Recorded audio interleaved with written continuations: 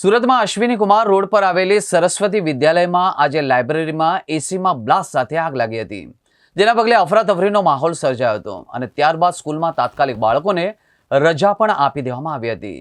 આ સાથે જ વાલીઓ બાળકો સહી સલામત છે કે નહીં તે જોવા માટે સ્કૂલે દોડી આવ્યા હતા। ઘટનાની જાણ થતાં જ ફાયર વિભાગ ઘટના સ્થળે દોડી ગયો અને આગ પર કાબુ મેળવી લીધો હતો।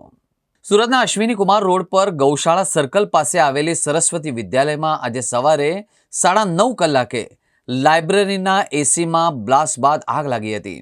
આગની જાણ થતાં જ સ્કૂલમાં અફરાતફરીનો માહોલ સર્જાયો હતો। આસપાસના ક્લાસરૂમમાં રહેલા તમામ બાળકોને તાત્કાલિક નીચે ઉતારી દેવામાં આવ્યા હતા।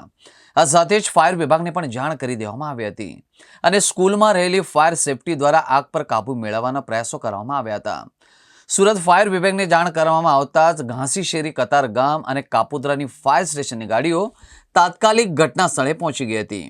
3 ફાયર સ્ટેશનની 6 થી વધુ ગાડીઓ દ્વારા પાણીનો મારો ચલાવીને ગણતરીની જ મિનિટોમાં આગ પર કાબૂ મેળવી લેવામાં આવ્યો હતો।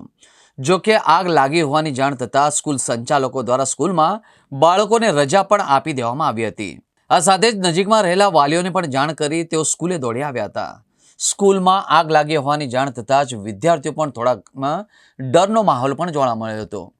સ્કૂલે દોડી આવેલા વાલીઓ પણ ડરી ગયા હતા। કેટલાક બાળકો વાલીઓને ભેટીને રીતસર રડી પડ્યા હતા। જો કે આગ લાઇબ્રેરીમાં લાગી હોવાથી સ્કૂલના બાળકોને કોઈ પણ પ્રકારની અસર થઈ નથી।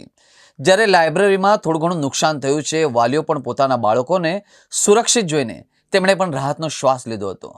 સુરત ફાયર કંટ્રોલ રૂમને 9:21 કોલ આપવામાં આવેલો। સરસ્વતી વિદ્યાલયમાં કોઈ કારણોસર આગ લાગેલી છે અશ્વિની કુમાર રોડ ઉપર। કોલ મળતાની સાથે જ ફાયર વિભાગ દ્વારા 3 સ્ટેશનની ગાડી ઘટના સ્થળ ઉપર મોકલવામાં આવેલી, કતારગામ, ઘાંચી શેરી અને કાપોદ્રા ફાયર સ્ટેશન। ઘટના સ્થળ ઉપર આવીને તપાસ કરતા જાણવા મળેલ કે લાઇબ્રેરી રૂમ છે જેની અંદર એસીમાં કોઈ અગમ્ય કારણોસર આગ લાગેલી। બાકી બધું નોર્મલ છે, છોકરાઓ કે કશું કોઈ પણ જાતની ઇન્જર્ડ છે નહીં અને આજના દિવસની રજા આપેલી છે। ઇલેક્ટ્રિકલ અને જે લીગલી અમારા જે ડોક્યુમેન્ટ છે એ પ્રોવાઈડ કર્યા બાદ સ્કૂલને ચાલુ કરવા માટેની પરમિશન આપવામાં આવશે।